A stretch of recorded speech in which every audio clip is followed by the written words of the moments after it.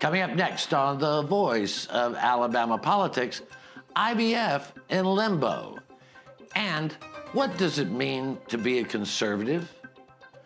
Also, disinformation is a raging storm around the country. This place is fantastic. It's like Gone with the Wind on mescaline. I know you're my agent. Listen to me. They walk imaginary pets here, Garland. And it's getting stranger and stranger. All this and much, much more coming up next on The V.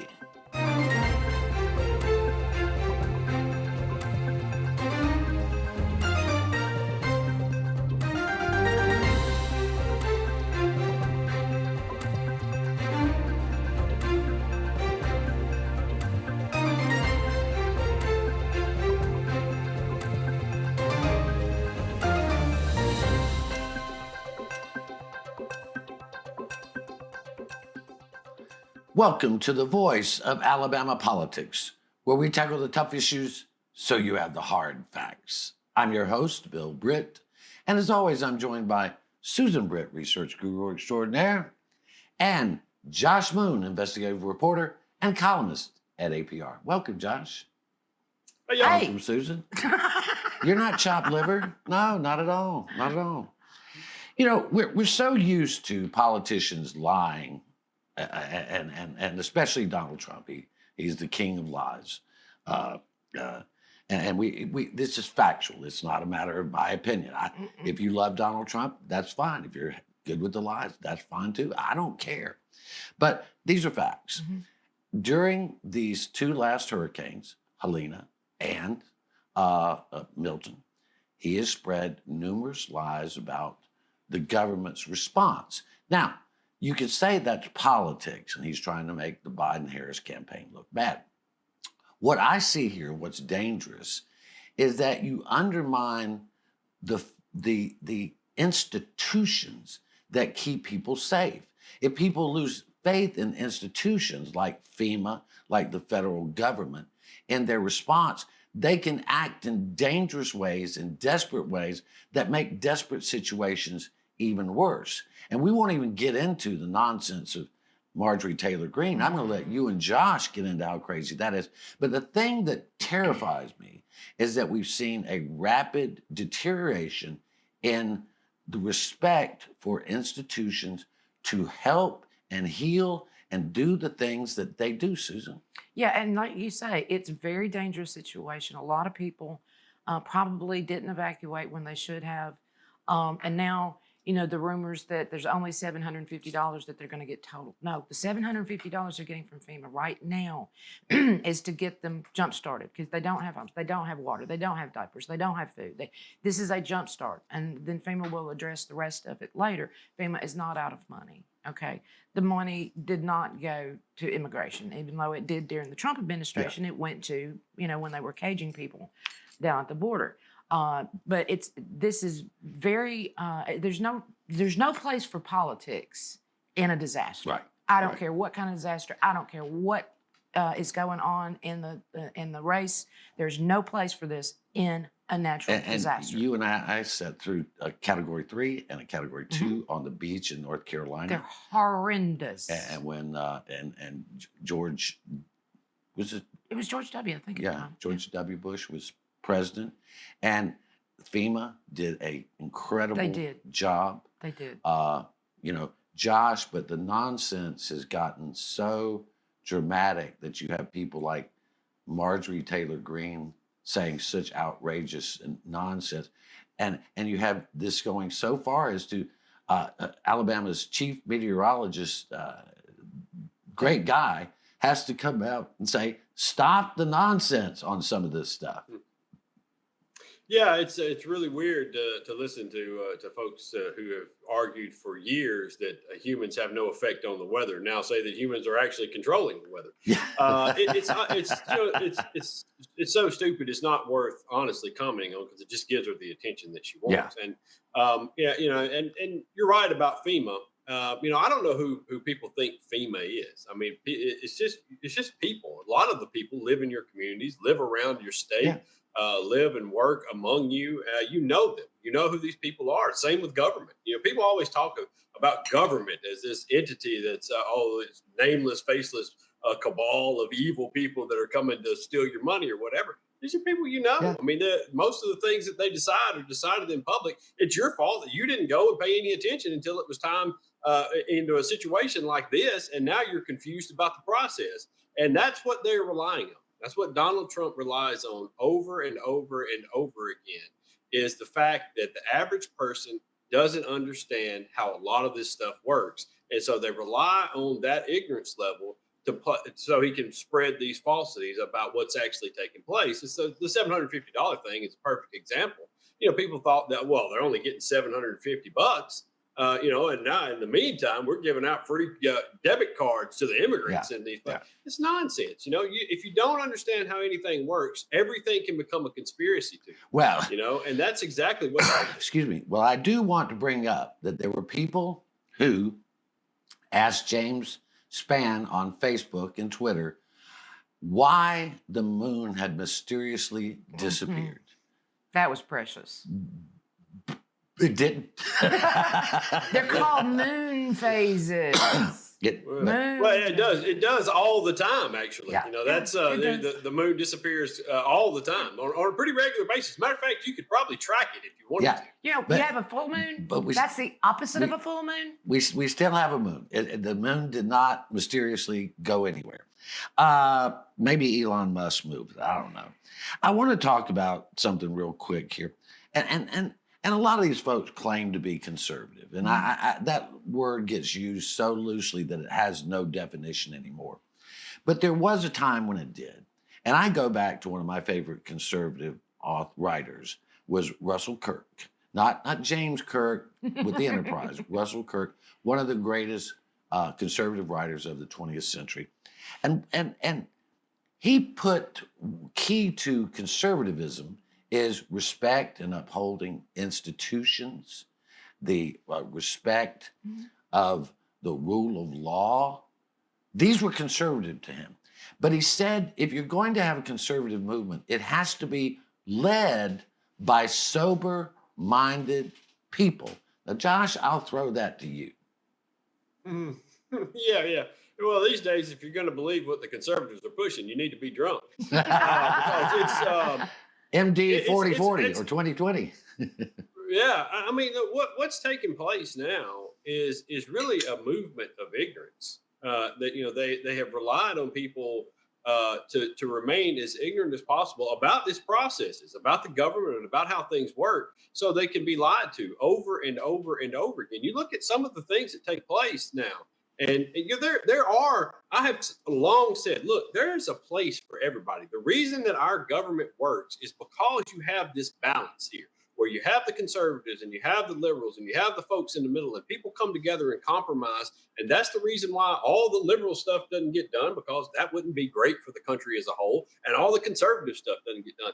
But now we've pitched this idea where that compromise is somehow an affront to the conservatives. And they no longer want to take part in the compromise. And I think to push that narrative, they have used a number of lies to undermine things and undermine those conversations, just like with the storm stuff that we're talking about. I mean, what do we do? Well, and I happen to like many of the conservative principles as written about by Russell Kirk, Charles Krautheimer, even some of Bill Buckley's stuff. But we don't live by that anymore. But anyway, we're going to have to leave it right there.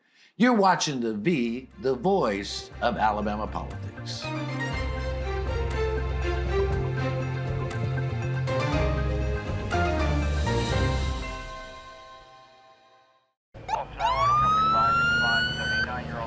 Speed is one of the biggest factors in a fatal car crash. Your car stops, but your body does not stop at the same time. Your body keeps going, and that could be running into your seatbelt, that could be hitting the airbag. Something has to stop it, and unfortunately, it's something very hard.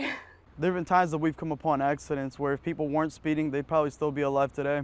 It's truly dangerous, and it puts everybody at risk. There's just no point to it. This kind of stuff has got to stop. Your home is your most valuable asset. But what if someone tried to steal it from you? Property fraud is one of the fastest growing areas of fraud in the country today. As a district attorney, I've seen firsthand the devastating effects of property fraud. That's why I'm proud to support the Montgomery County Probate Court's REACT program.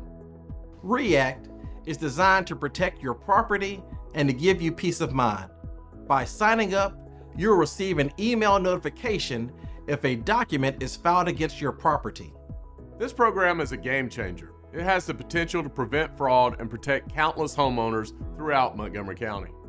So don't wait. Sign up for REACT today and protect your home.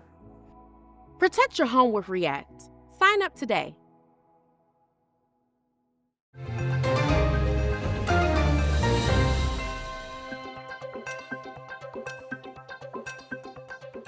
Welcome back to the voice of Alabama politics.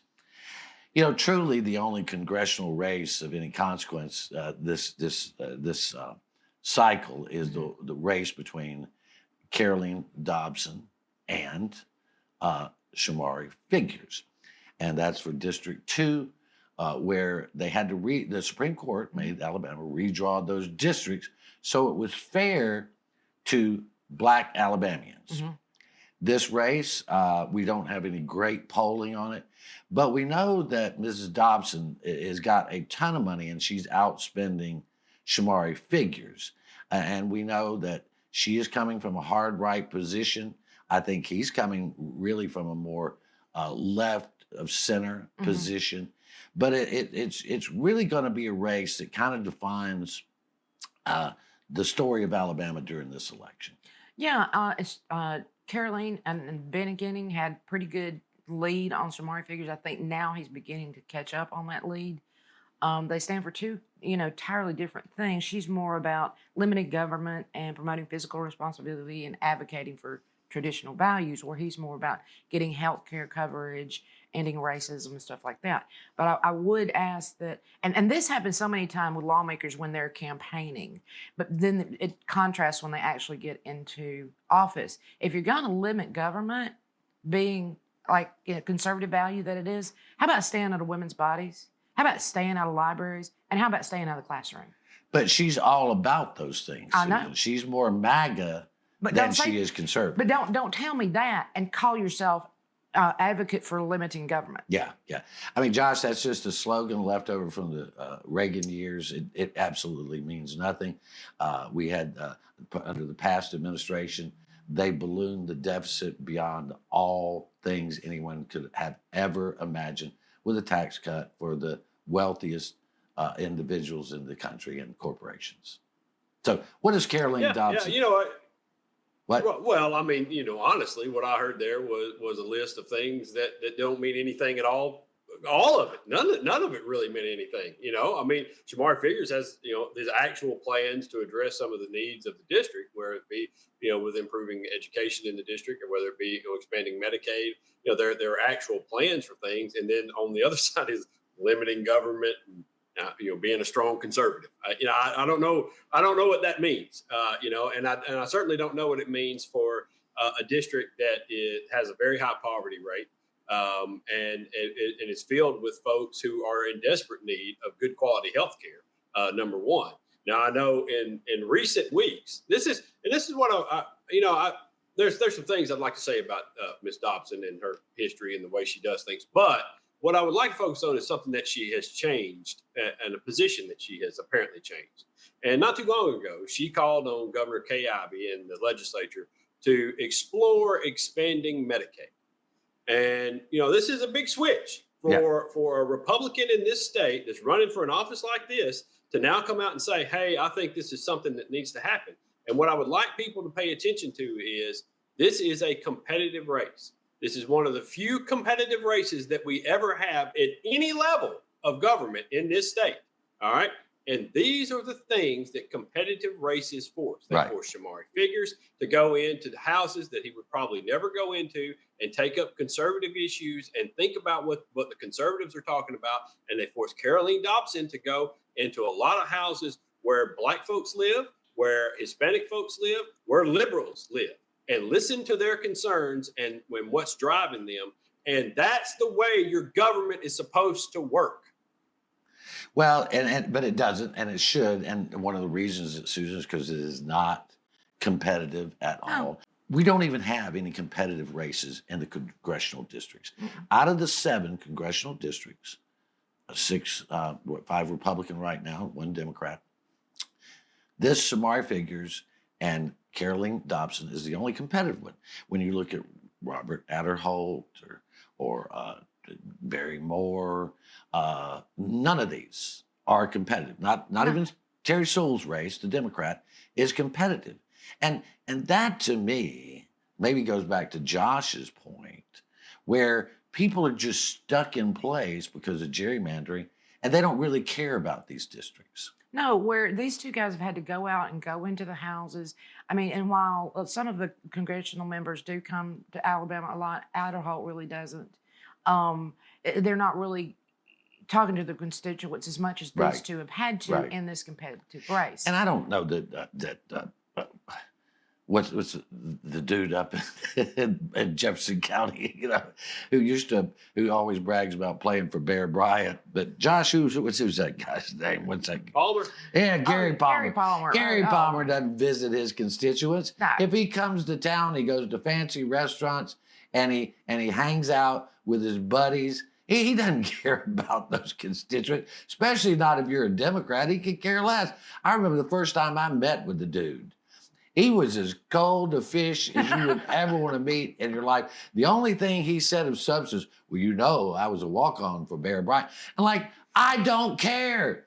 That was long before my time, Yeah, no, man, you're right. It's a shame. I mean, it really is. It's a shame because people on both sides are losing out of this because we've set up a system now where the folks that we've elected to essentially career positions now don't have to pay any attention to any of the folks who elect them. I mean, they don't. They don't have to pay any attention to anybody anymore. I mean, there's no danger of, as bad as he is, Barry Moore losing, of Gary Palmer losing, of Robert Adderholt losing, of Terry Sewell losing. Mm-hmm. And I mean, Terry Sewell is really the only one that comes back. We pointed this out before, and I'm not saying this just because I'm a Democrat. Look at what she does. Yeah. I mean, look at the things she sends out and the programs that she runs.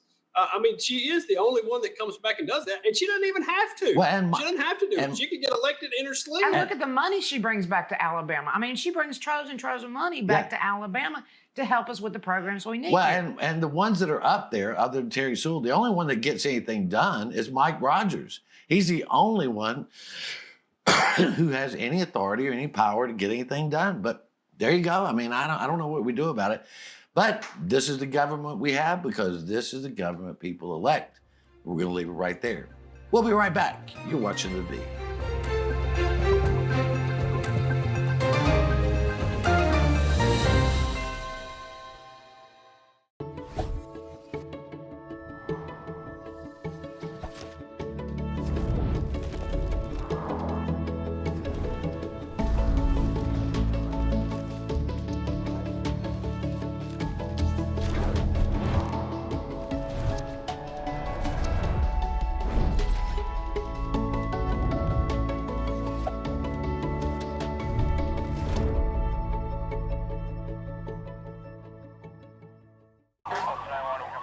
My personal biggest pet peeve is kids who are not properly restrained, whether that be in a booster seat, a car seat, or even a simple seatbelt. Kids, they become projectiles, and it's terrifying. It absolutely breaks my heart to know that something so innocent could be punished so severely. Your children rely on you to be that person that says, no, you need to put your seatbelt on.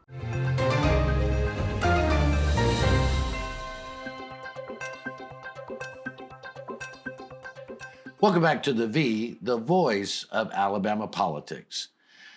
The Alabama Supreme Court last year ruled that a couple in Mobile could sue a fertility clinic for their eggs being destroyed. Mm-hmm. This Alabama Supreme Court ruled that because of our Constitution in Alabama, that those embryos were actually children. And that is what is in our state constitution. Now, the legislature tried to pave that over and make it all go away with this ludicrous bill they passed on IVF. But last week it went before the Supreme Court of the United States of America, and the Supreme Court said, oh, no, no, no. They declined to hear the case. So this case on IVF, destruction of embryos in a clinic, now this clinic can be sued for wrongful death. That is my understanding of the case. Josh, what do you understand about that? Well, it's my understanding that the problem that we have here is that we've allowed a religion to influence our laws. Yeah.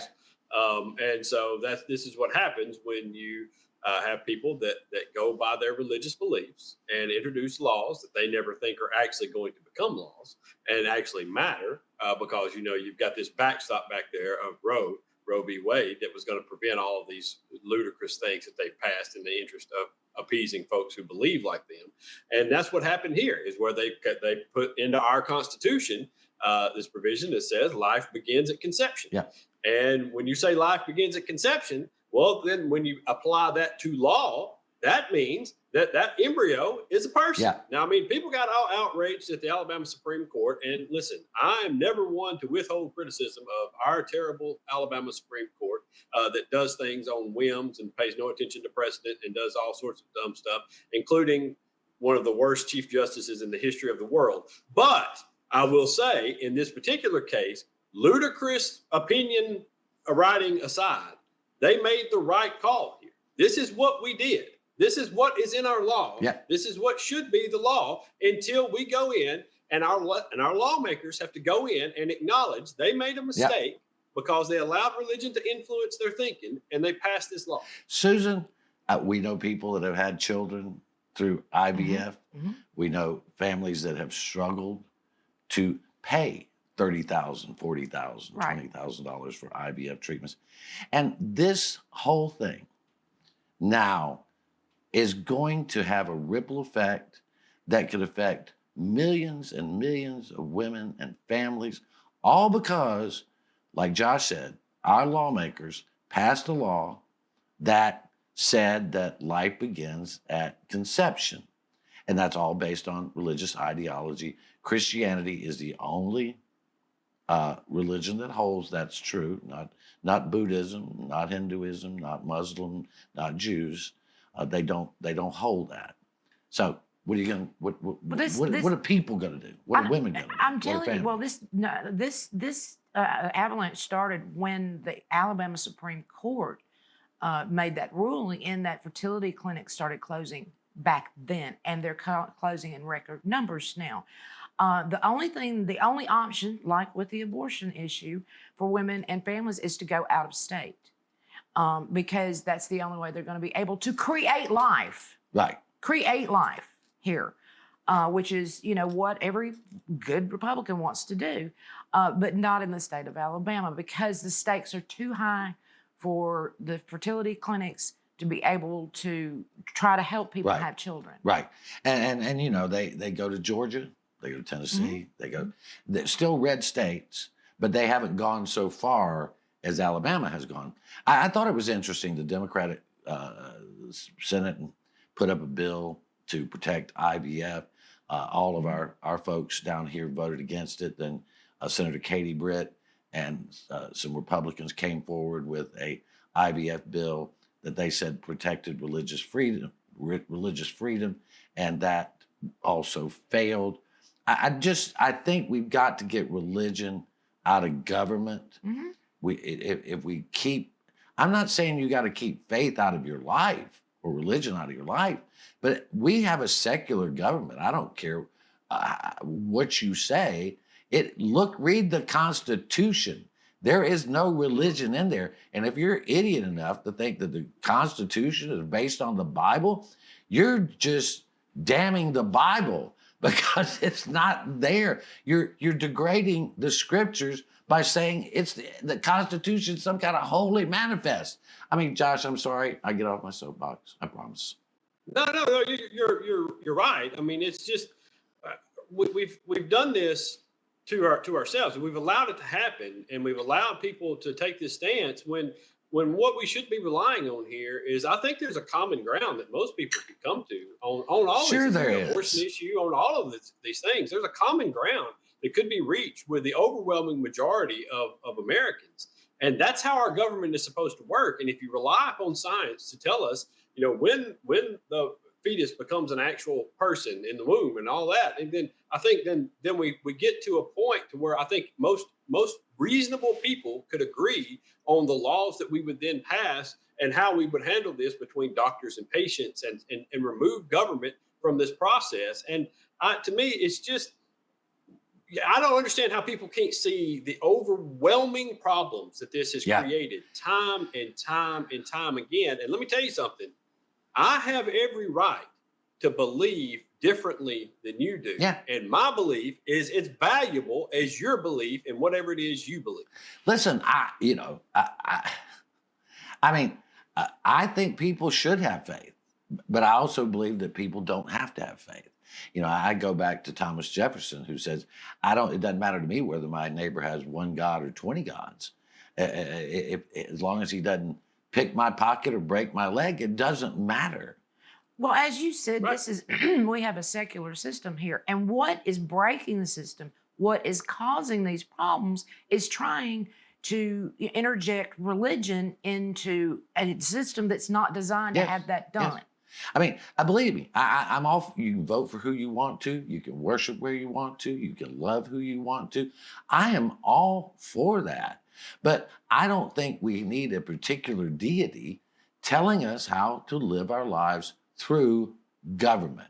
I just don't think that faith works that way. Look at the Muslim nations in like Saudi Arabia and Iran, and people suffer mightily under the Taliban because they have religious-based regimes. Well, look what's happening right now in Gaza. Yeah. Okay. I mean, no matter what side you're on, this is the result of religion taking control of the people who are in charge and decisions that are being based that way. That's the reason why we're where we are today is in this country, is because we've removed that and tried to stay neutral and fair to everyone. And if your God is the God, you can bomb the hell out of people and murder people, and it doesn't matter because God is on your side. But I'll have my beliefs and you can have yours. And I'm fine with that. You've been watching the voice of Alabama politics. You watch us because we watch them.